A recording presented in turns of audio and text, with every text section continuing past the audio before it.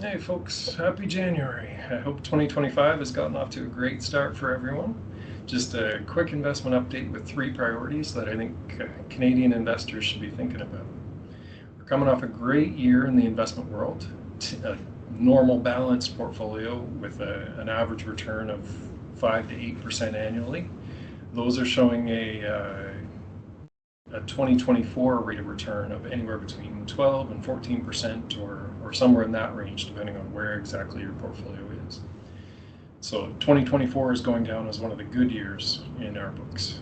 So that said, the economic landscape has shifted a bit recently, and I think there are three main things that Canadian investors need to be thinking about over the next few months.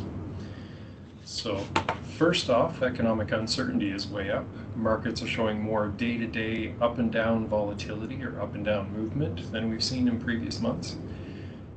Things like tariff threats or changes in government leadership in Canada and the US or development in major conflicts around the world tend to make the investment markets jumpy. We've seen that recently with stock prices making big swings in both directions based on daily or even hourly news headlines. For a well-planned long-term portfolio, the right move in a shaky market is really to do nothing.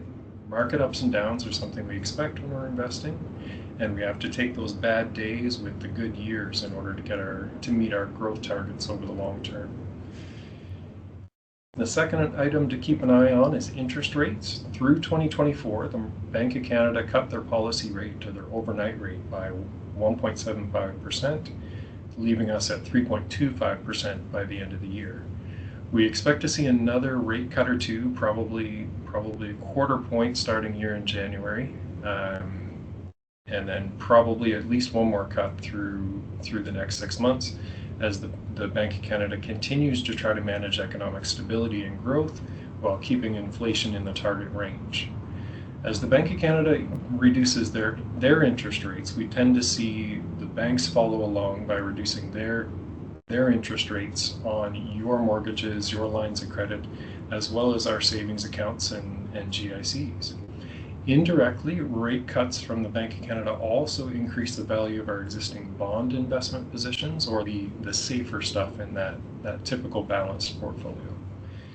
If you have a mortgage renewal coming up, this might not be a bad time to review your options. Otherwise, just managing your cash flow carefully and making sure you're setting aside a reasonable amount of savings each month is the best action you can take on that front.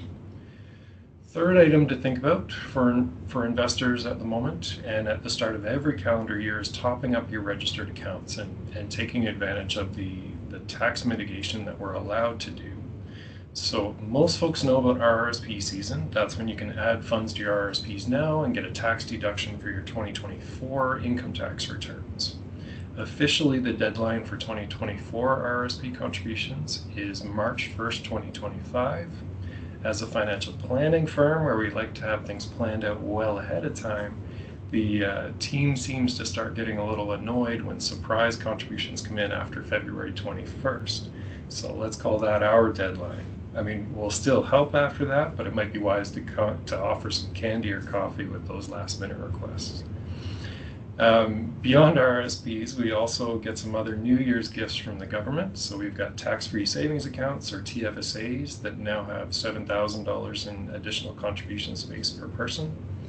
We've got first home savings accounts, or FHSAs, that have another $8,000 in additional contribution space for this year. Our RESPs, or Registered Education Savings Plans, they have $500 in new basic grant eligibility that can be maxed out with contributions of $2,500 per eligible child. Maybe in some cases, we may be able to get $1,000 of basic grant eligibility per child if there's extra space available for those kids from previous years as well.